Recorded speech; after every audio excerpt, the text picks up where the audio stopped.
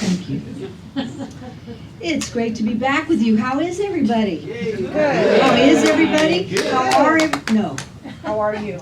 It's good to see you. Are you enjoying summer? Isn't it wonderful? Isn't it just beautiful? Now see, you're Laura. Is it Lori? Laura, you're visiting Laura. from. Now Las we're Vegas. glad to have you here, Thank you. and we know you're enjoying this cooler weather. There's just one thing we ask: don't tell anybody. Okay? Thank you.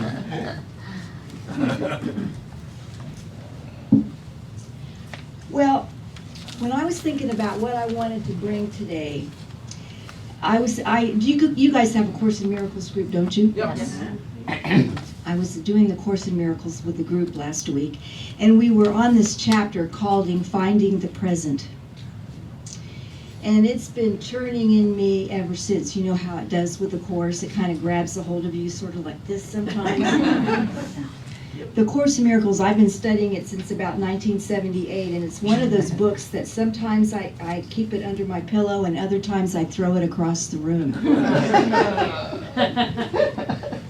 Anyway, I'm going to share with you this little excerpt from it so that we can get into it a little bit.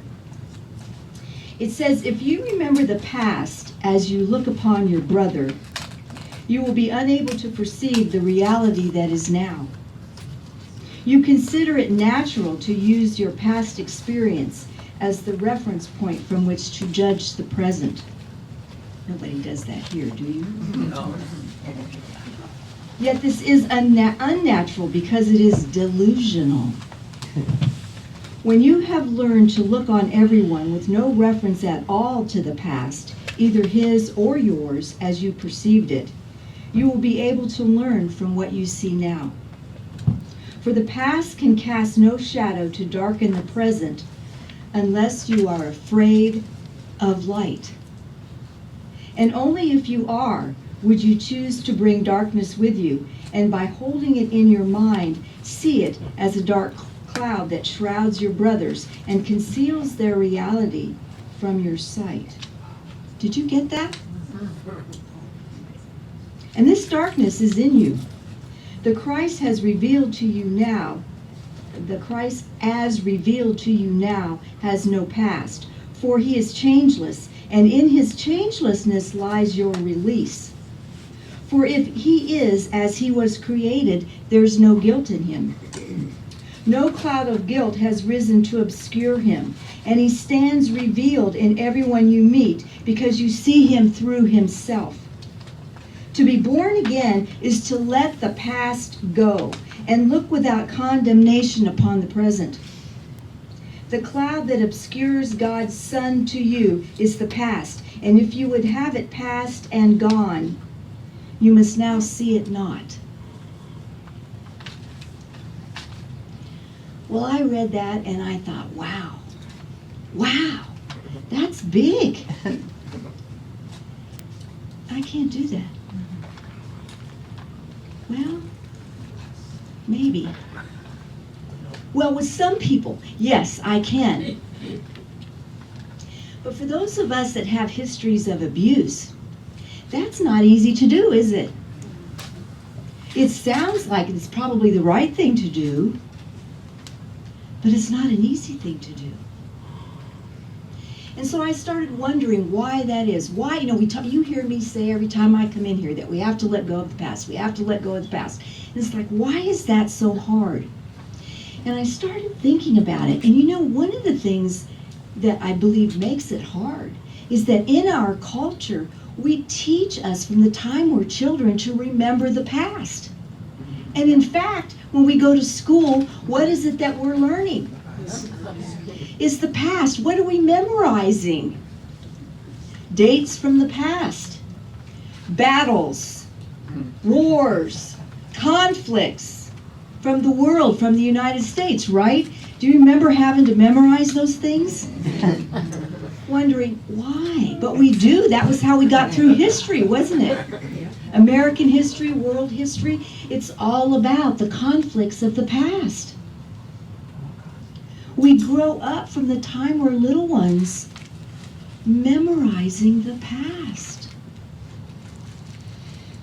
And Jesus says, as we continue to memorize the past, so do we bring forth the same issues, the same challenges, the same problems. So we live in a culture that says it's about the past, how we get through school, how they give us a diploma so we can get on with our lives, means we have to bring forward the past in order to do it. Now, can we just forget everything and say we didn't learn anything from the past? Well, of course there are lessons that we've learned, but for some reason the way we do school, it isn't about that. Is it? It isn't about what we learned from those conflicts, is it? We learn about the details of the conflict and we memorize the name and the date of the conflict. But do we learn the lesson from the conflict?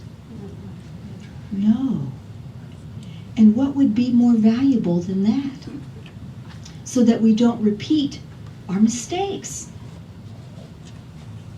Did any of you see the last Michael Moore film? I think it was something about who are we going to invade next or something. Oh. Do you remember? If you haven't seen it, I will recommend it to you. It's quite good. It doesn't matter what your politics are about that. It's really quite good. But one of the segments in there is he goes into a school in Germany. Do you remember this? And he's talking to some of the students there, and the students are telling him how in Germany, in school, they teach about the Nazis and about the Third Reich and about Hitler. And they teach about it not to memorize the dates and the conflicts, but to teach them what happened there and the choices that were made there so that they never make the same mistakes again. And I was so impressed with that. It was like, wow, how important is this? Because maybe they do it differently now, but way back when I was in school, they never taught us about the mistakes that the United States has made over the centuries, over the time we've been a country, because we've made a lot of them, haven't we? We never learn in terms of those mistakes so that we can be lifted up and grow, so that nobody died in vain.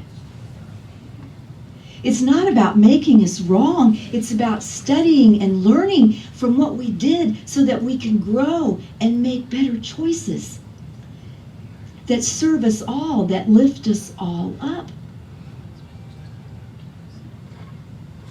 And so when you think about how it is that we learn in our world and in our culture, and especially in our own country, it's easy to see how it's difficult to let go of the past because everything we've been taught is to hang it on, to bring it with us.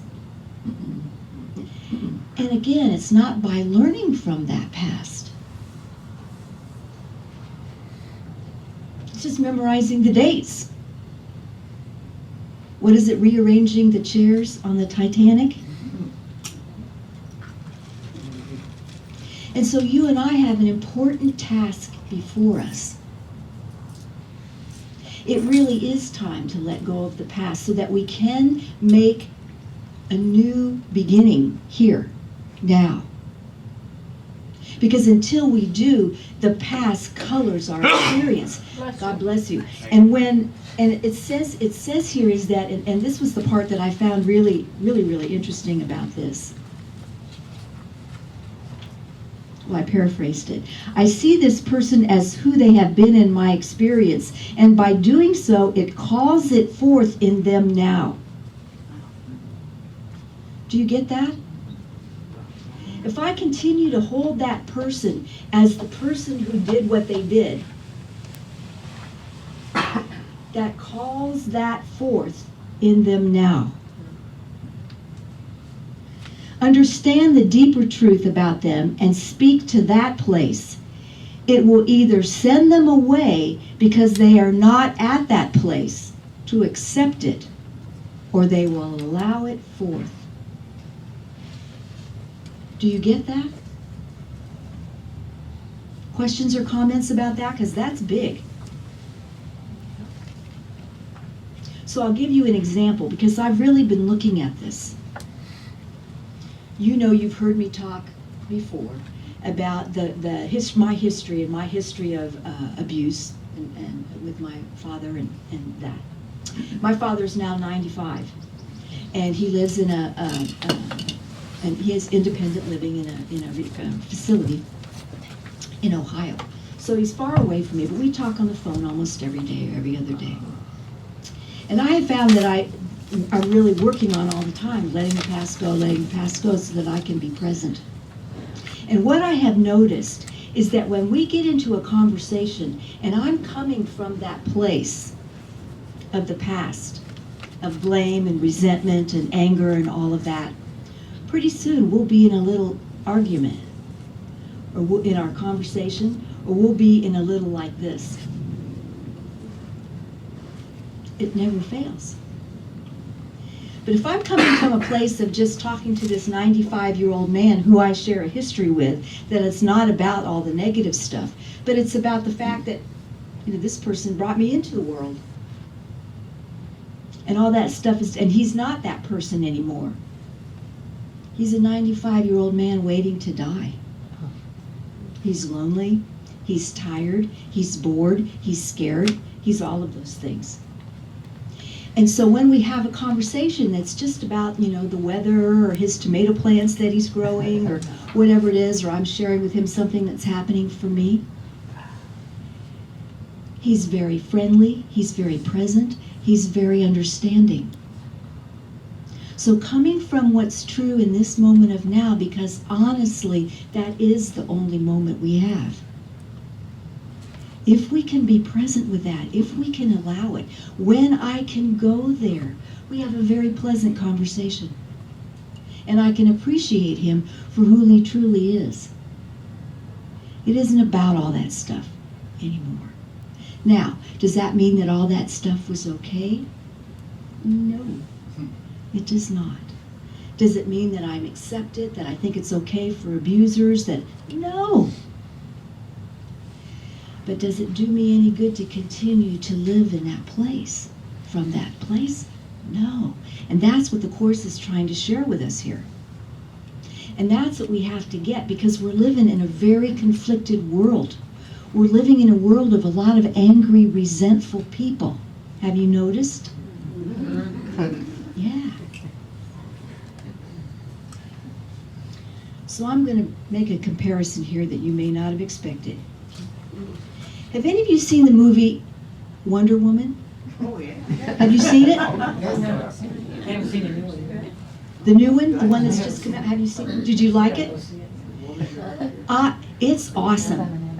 Now, I didn't go see it when it was first out because I don't go to those superhero things, and I don't like violence, and I don't like everything blowing up. It's not my thing. I don't want to be entertained by violence. I think that's a big problem in our world. And so I don't go to that stuff. So I did not go to this movie. But I had about 6 people, different people at different times, come to me and say, you need to see this movie. You need to see this. I'm going, really? Yeah, you do. Okay. So I saw it yesterday. At the end of it, I was crying. Tears were just shooting out of my eyes. I was just, whoa. I mean, I do recommend it. If you don't do violence, you'll be able to kind of get through it.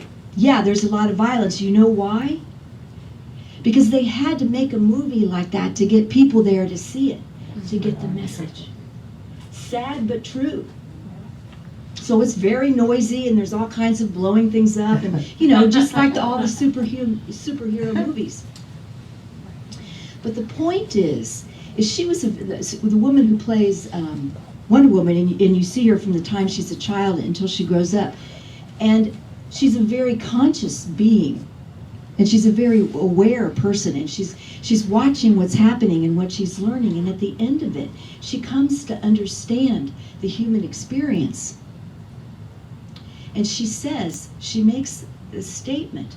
She says that she understands now why she's there, because she thought that that she's a superhero and she's the daughter of Zeus. She didn't understand she was the daughter of Zeus until the end, but she realizes she's the daughter of Zeus, so she has God energy in her, and that she's come to save the world.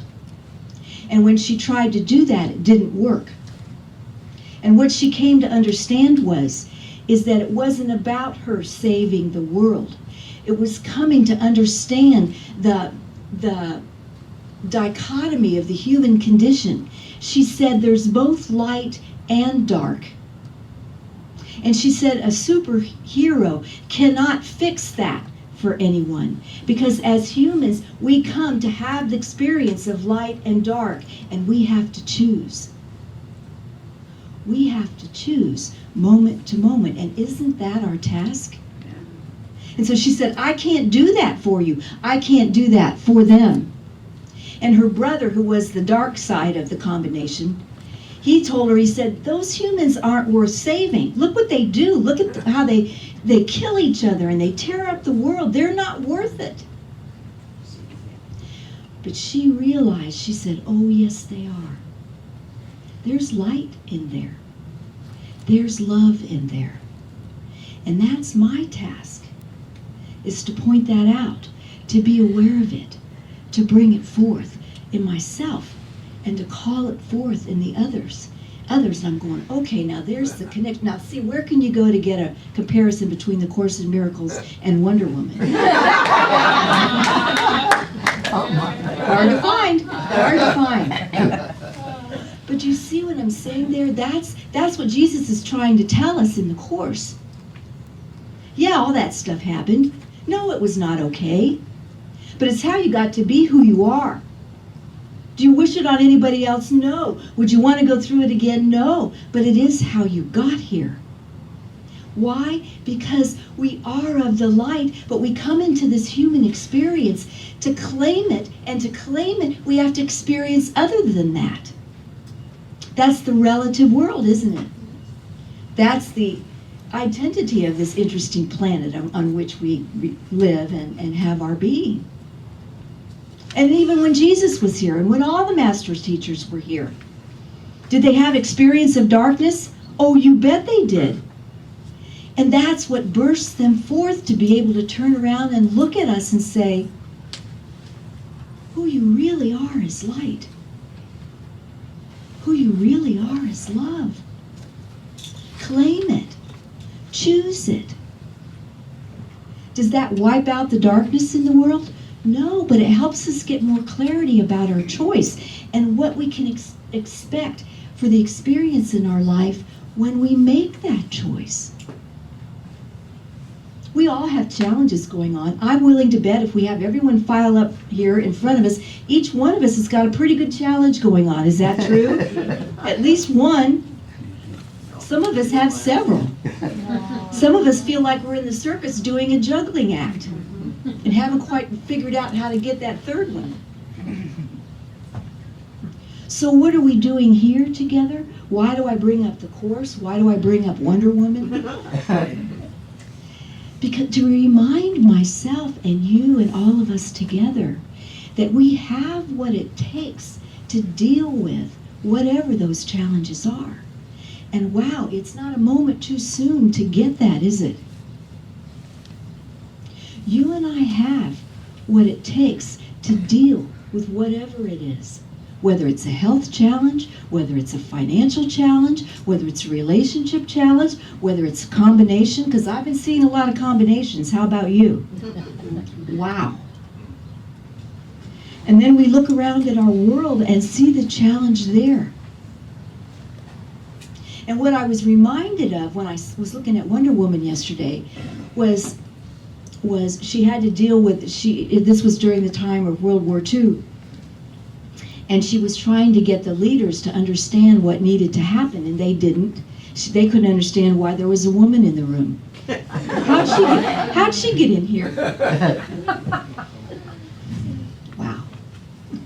But in many ways, that's where we still are. In many ways. So we can't look at our leaders and expect them to just figure it out. It isn't going to happen.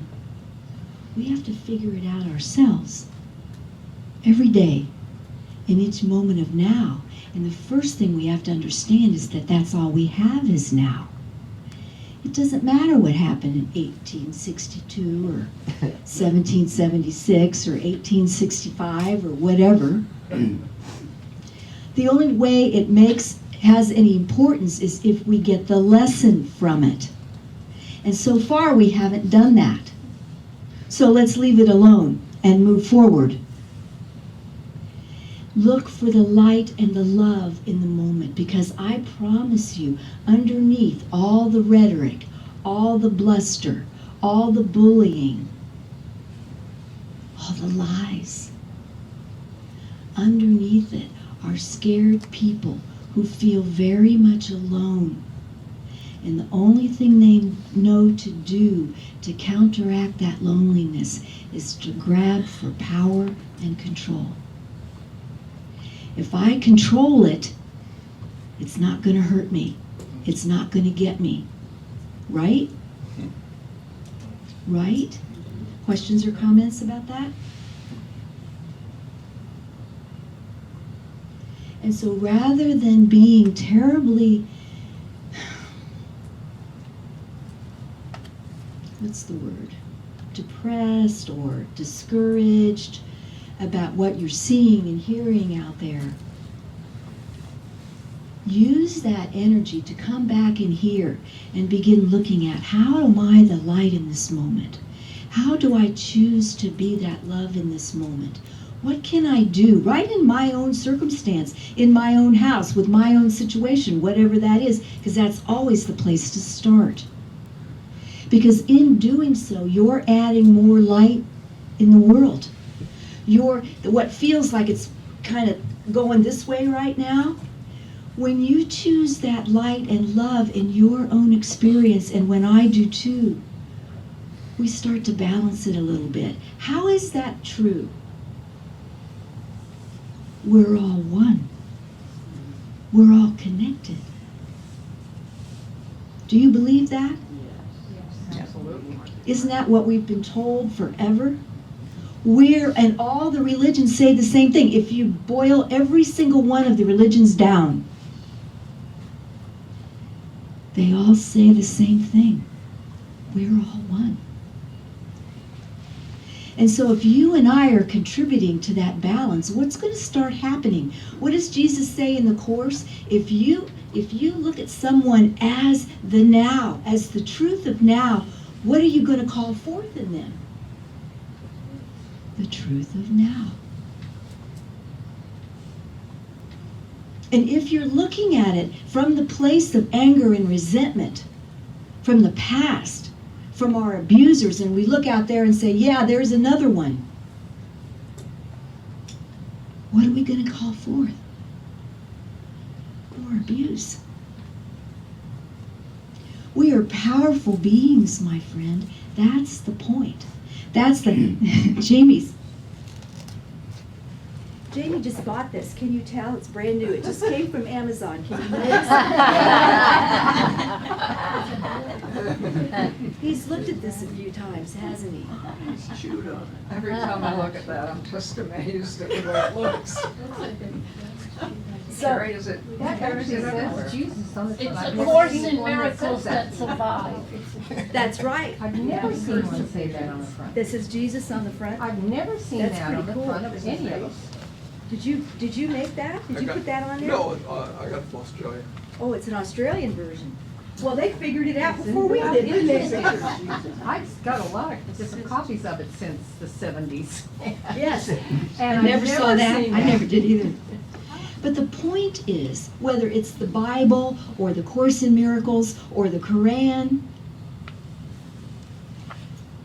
Conversations with God, whatever book you're looking at, whether it's Emily Cady's Lessons in Truth, whatever it is of those books that contain truth in them, what makes them truth is that they say to us and remind us, we are all one. We're all part of the one. And what is that one? That one is life itself. It's the essence of life. It's the essence of love. Each and every one of us has that barcode. If you look at the tag on the back of each one of us, it says, from the one. An expression from the one. Made in the universe, or in heaven, or whatever you want to name that energy.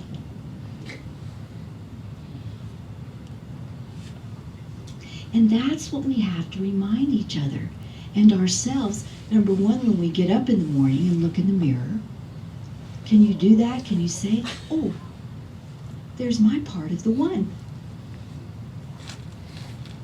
It's not about, well, there it is again. Well, I think this one's a little, I'm noticing my one eye is smaller than the other. And it's just, you know, if I let it, it can just bug me.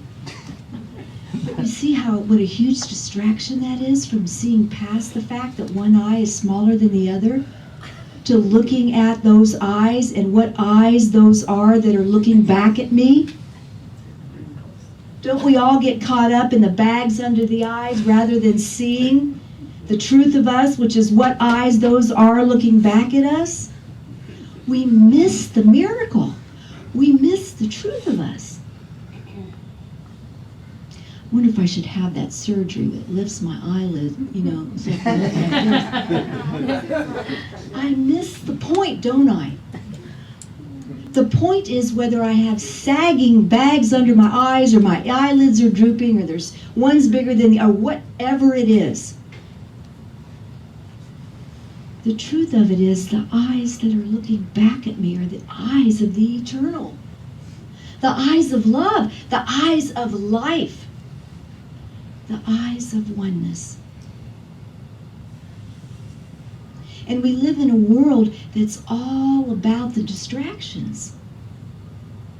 So it's easy to forget. So that's why this community becomes so important, more important all the time.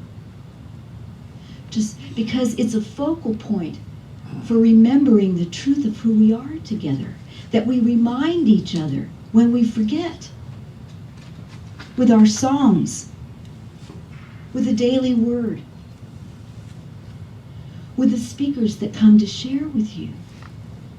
That's the value of it. There's lots of other ways you could spend Sunday morning. I'm sure somebody's having a nice brunch someplace, right? We could all meet there. But why? We could sleep in. Why do we come here? Because in this community, as we hug each other, as we listen to the music, as we read the daily word, as we listen to the speakers, the opportunity is to get the reminder of the truth of who you are in this moment of now, no matter what's going on out there. And it's getting interestinger and interestinger. So this connection is more and more important. And as people get scared, they very often hold on tighter, don't they? They get louder, don't they? Sometimes they can get much more defensive. They can push harder. And so the strength that we muster in our awareness, in our knowingness, in our allowance, in our connectedness becomes even more and more important. It's writing that balance. And everything you do that claims the light begins to write the balance for everyone. Do you get that? Does your heart tell you that's true? Anyone have anything they want to say about that? Yes. What's in mine is recently I was at my neighbor's, which is Filipino, so there's all Filipinos there. And big TV screen, and it was on the Filipino channel. And it had Miss Universe, who was Miss Philippines. And what her comment was something about, it was a lot of work, you know, and she's just gorgeous. And but later what it was she said, and here she is just glowing. And all she said with all this coming at her was, if you could only see what I see. And she was looking at the love and the people and the oneness out there. And that was her words, when all this was coming and she was supposed to feel all this about, her. She was just looking through the eyes of love, which was wide, shine so far. And I knew that what she meant when she said it was a lot of work. At first I thought to get to where she was, but it was to get to where she was inside. Yeah, to get to the awareness. Yeah. Yeah, thank you. Out of the mouth of babes, huh?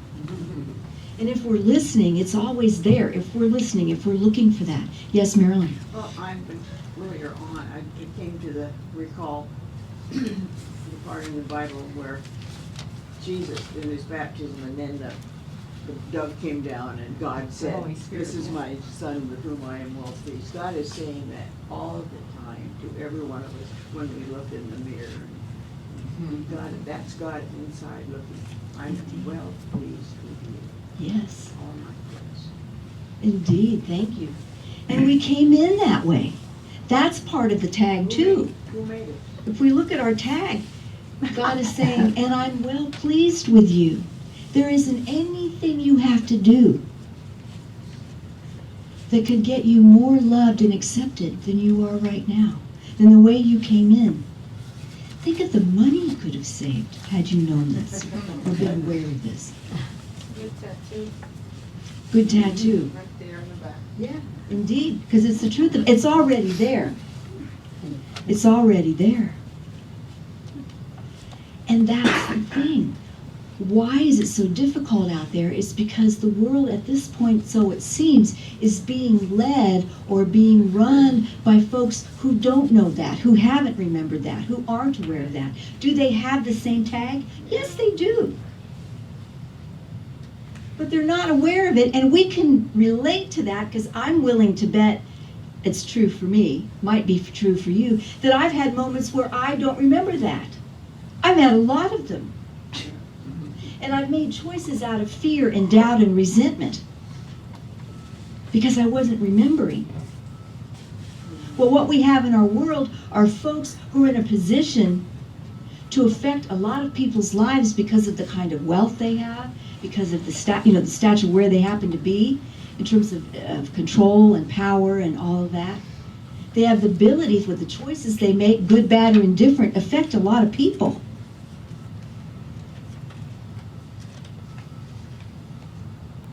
And when they look back in the mirror, they most likely are not seeing the truth of them. That's why they have to have control and power. That's why they're willing to do anything or to hurt anyone to get it. And so you and I, there's a thought that people, what we need to do is we need to gather our forces and get in there and fight with them. Because we haven't learned the lesson from all the generations that have done that. Did that work? No. Has it ever worked? No. Might quiet things down for a little while, but is it ultimately the answer? No. We have to do things differently. And wow, that takes some trust. That takes some willingness. Because you don't see it out there as much. It's louder than Miss Universe, who says, we're all one. It's still louder than that. I'm sure a lot of people like you heard it. And we need lots more of those messages. And as I said, they're always out there. As Wonder Woman said, there's light and dark. But the humans have to make the choice in each moment of now, which they are, which they're going to be, which they're going to bring. That's the task. And if we mess up in a moment, that's okay. Choose again. I haven't said this for a long time, but I'm sure someone else standing up here has. You know what the word sin comes from. It's an archery term. It means missing the mark. It doesn't mean here's your ticket to condemnation. You're done here. Grab another arrow. It means missing the mark. That means choose again. Choose again. So let's take a moment now. It's such a beautiful moment. And you know, we've had these mornings, I know we have on Whidbey, and I bet you have too, where we start out with a marine layer. It's gray. Yeah. I've had several of those mornings. And you think, oh no. But it's that gray, and actually I find it kind of comforting, that gray morning. It's just kind of cool and that. And so it kind of represents, the part of us that forgets sometimes. And then and then when the marine layer starts to go, it goes pretty quickly, doesn't it? It just starts to kind of roll, and then the clouds part, and there's the sun and that blue sky. Amazing sky. In this moment of now, if you have a situation you're dealing with, if you're having a challenge that you're dealing with, let's close our eyes. And if it feels okay, you do what you want to do. But I'm going to make this suggestion that as we're taking this time together, that you take that situation and put it into those clouds, that marine layer that's come in, just like it did early this morning. Say you got up early, it was 5:30, 6 o'clock, and I think the marine layer, at least where I was pretty tight, thick in. And put that situation or that challenge right there as if it's that marine layer, right over you. And if it feels comfortable, close your eyes and just breathe with it. Just be aware of it. You know what it is. Nobody needs to tell you. Nobody else needs to know. It's between you and you. And as you're aware of that, and we're very familiar with those shades of gray. Now, our friend who's visiting Cindy may not, but we can help her. Those shades of gray, that kind of heavy, like the clouds are heavy.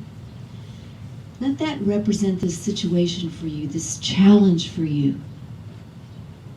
It's kind of heavy. It's kind of weighing heavy right now. And if you were all alone to deal with it, well, it would be pretty heavy.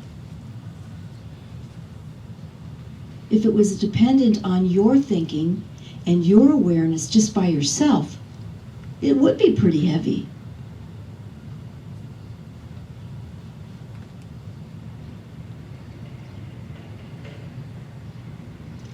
So breathing deeply, as deep as you can.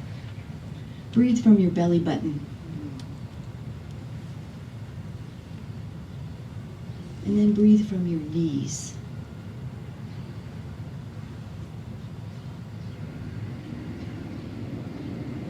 And then breathe from your toes.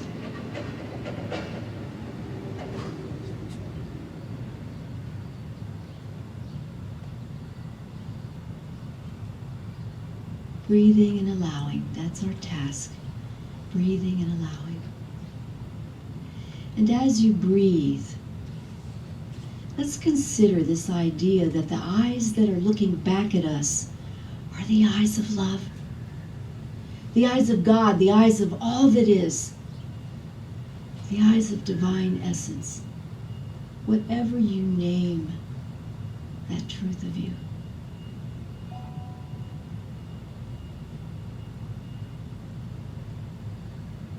Breathing and allowing. And being reminded that you're not alone in this circumstance. That whatever it is, the health challenge, the money concern, the relationship issue, whatever it is, you're not alone. You've got that barcode, you've got that tag on the back of your neck that says, I am of the oneness. And in me, God is well pleased. And that divine essence expresses through me as I breathe, as I acknowledge it, as I say yes. Because I have to say yes. It's always a choice.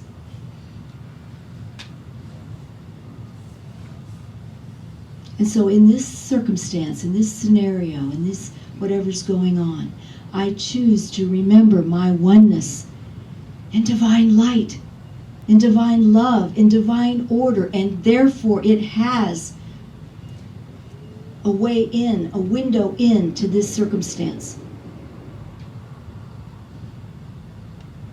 I breathe and allow its expression into this, what's going on for me.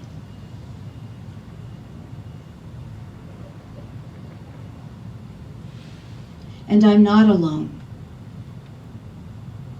And choosing it, allowing it, there's a new perspective. There's a new possibility. There's a new idea, maybe something you had never thought of.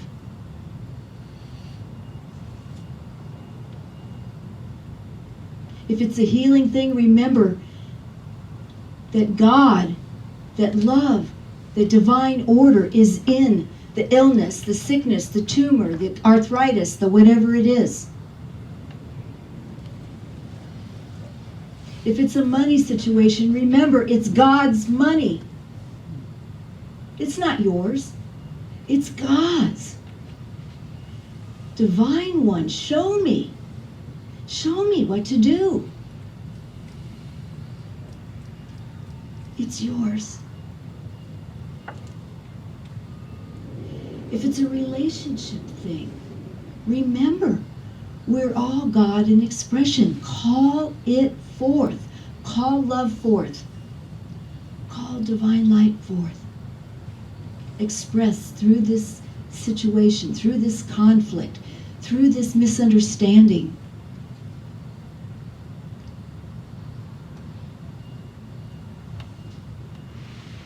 Open the doors and windows to the all that is. For as we do that, all things are possible. And it may be, well, something you never considered.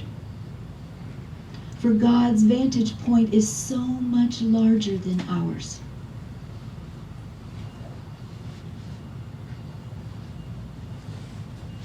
The divine sees it all. Let that vision move through your circumstance, your life, your being in this moment of now. Choose it. Choose it and be reborn.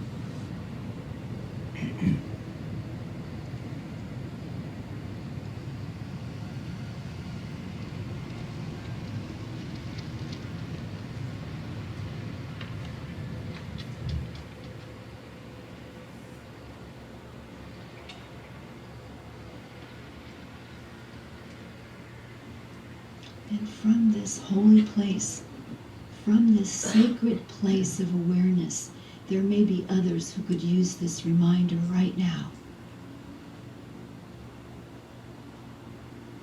Someone may come to mind, may come to heart, and if you feel like it and feel comfortable, feel free to say their names aloud right now.